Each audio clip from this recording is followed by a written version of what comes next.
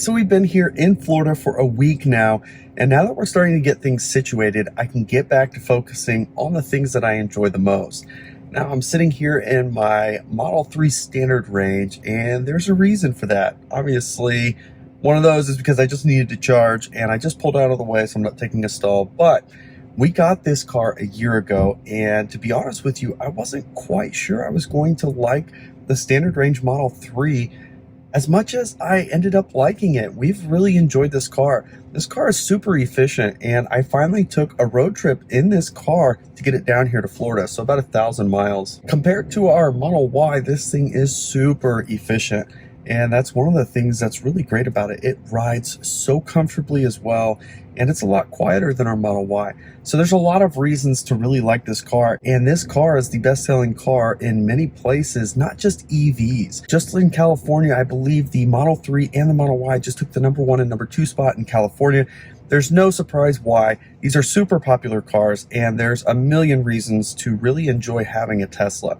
Now, all that said, we got this car a year ago, and it was the first version of the Standard Range Plus Model 3 here in the United States that came with LFP batteries. Now, those LFP batteries mean you can charge to 100%. So even though the range is limited compared to the long range, you actually have more usable daily battery usage in an LFP Model 3 like this one. The reason is you can charge to 100% on the daily and not worry about advanced degradation of the batteries. Now, the long range and the performance, they use different battery chemistry, and those batteries need to be charged somewhere between 80 and 90% on a daily basis.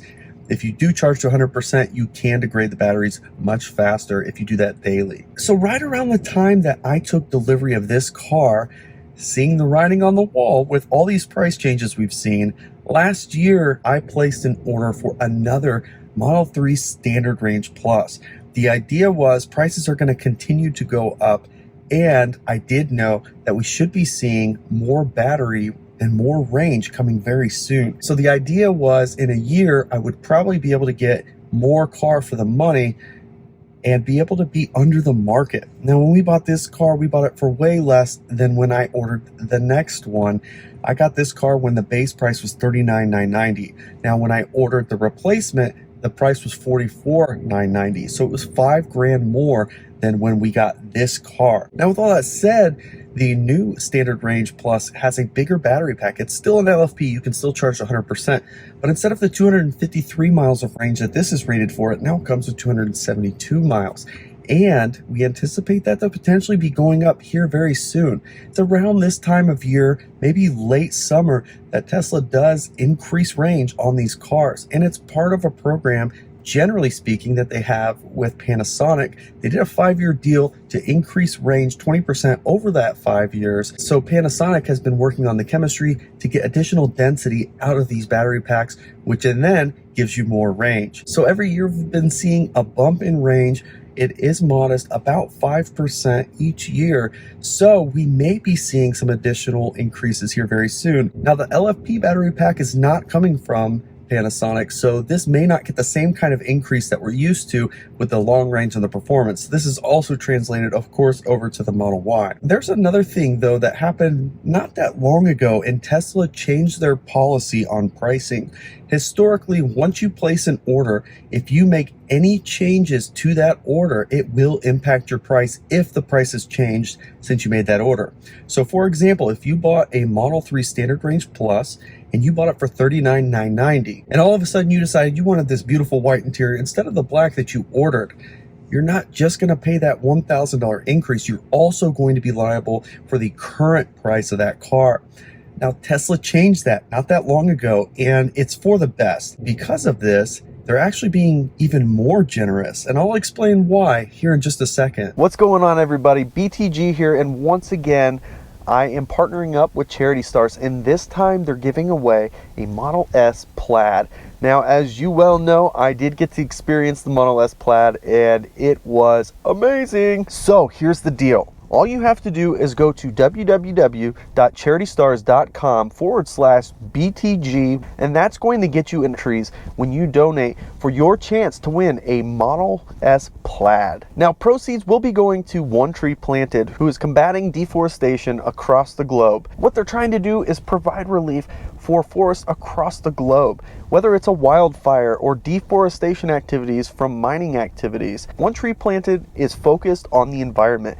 Just like your Tesla is good for the environment, One Tree Planted is also concerned with ensuring that our environment is healthy for future generations. So if you want a chance to win a Model S Plaid, make sure to visit charitystars.com/BTG. So thanks again to Charity Stars for sponsoring this video. So here's the thing, because of this policy change, now when you change a color, you're locked in at that original order price that you had. So if you add an option for $1,000, it's only going to change your order price $1,000 regardless of what the new price of that car is.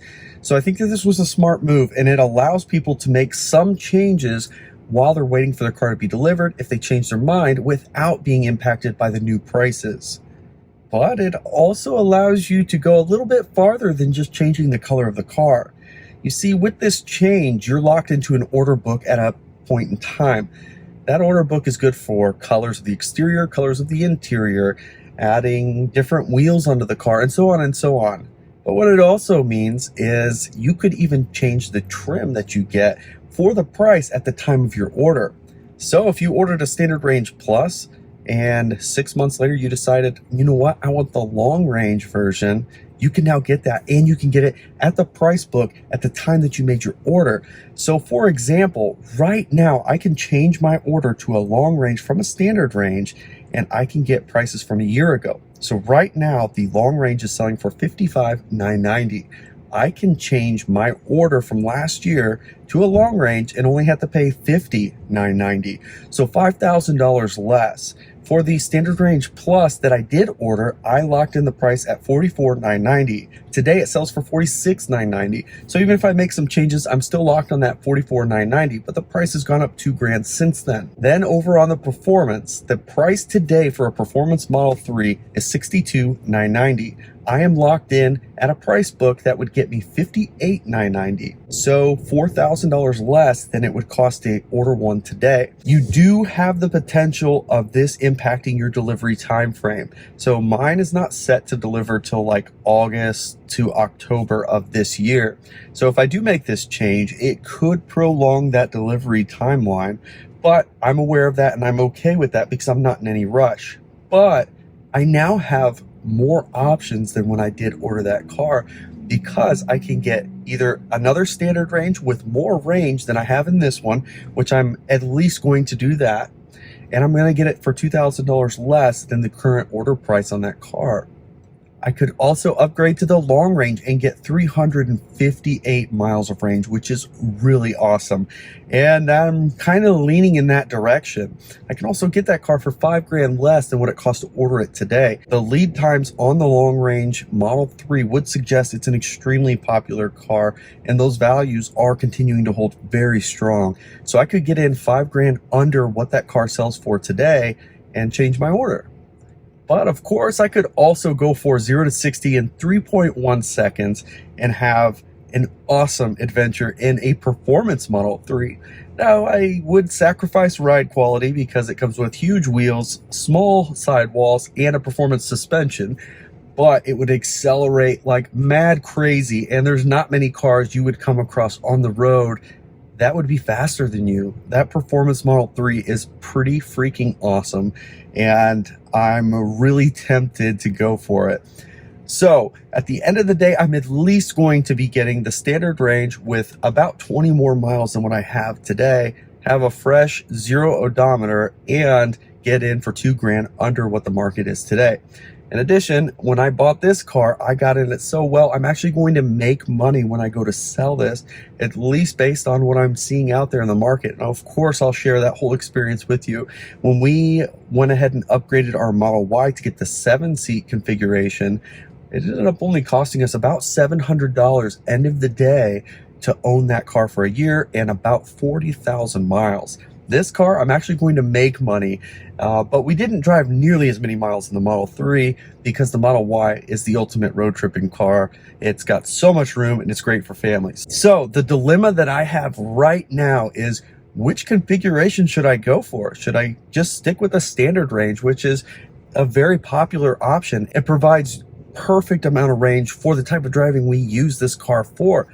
Should I upgrade to the long range and have additional range and not have to worry about charging as much and have access to the full capacity of V3 supercharging?